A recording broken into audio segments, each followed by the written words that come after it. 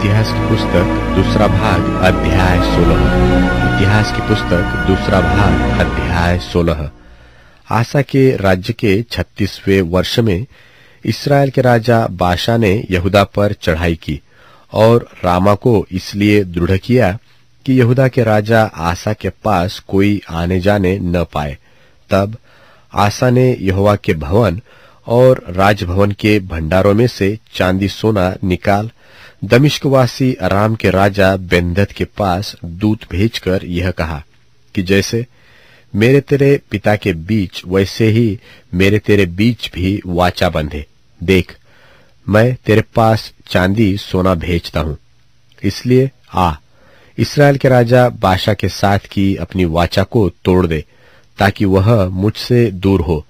बेन्हदद ने राजा आसा की यह बात मानकर अपने दलों के प्रधानों से इस्राएली नगरों पर चढ़ाई करवाकर इयोन, दान, आलबेमैम और नप्ताली के सब भंडार वाले नगरों को जीत लिया।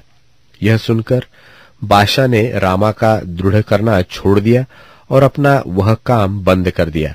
तब राजा आसा ने पूरे यहूदा देश को साथ लिया और रामा के पत्थरों और लकड़ी को जिनसे बासा काम करता था उठा ले गया और उससे उसने गेवा और मिस्पा को दृढ़ किया।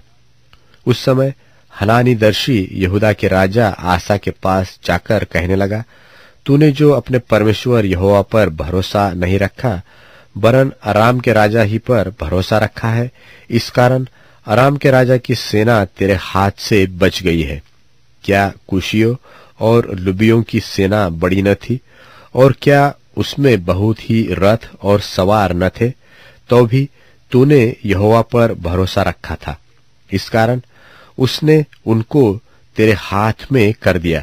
देख, यहोवा की दृष्टि सारी पृथ्वी पर इसलिए फिरती रहती है कि जिनका मन उसकी ओर निष्कपट रहता है, उनकी सहायता में वह अपना सामर्थ्य दिखाए। तूने यह काम मूर्खता से किया है, इसलिए अब से तू लड़ाइयों में फंसा रहेगा।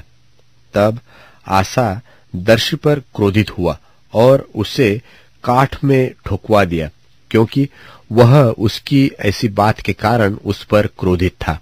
और उसी समय से आसा प्रजा के कुछ लोगों को पीसने भी लगा। आदि से लेकर अंत तक आसा के काम यहूदा और इसराइल के राजाओं के वृत्तांत में लिखे हैं। अपने राज्य के 29वें वर्ष में आसा को पांव का रोग हुआ और वह अत्यंत बढ़ गया।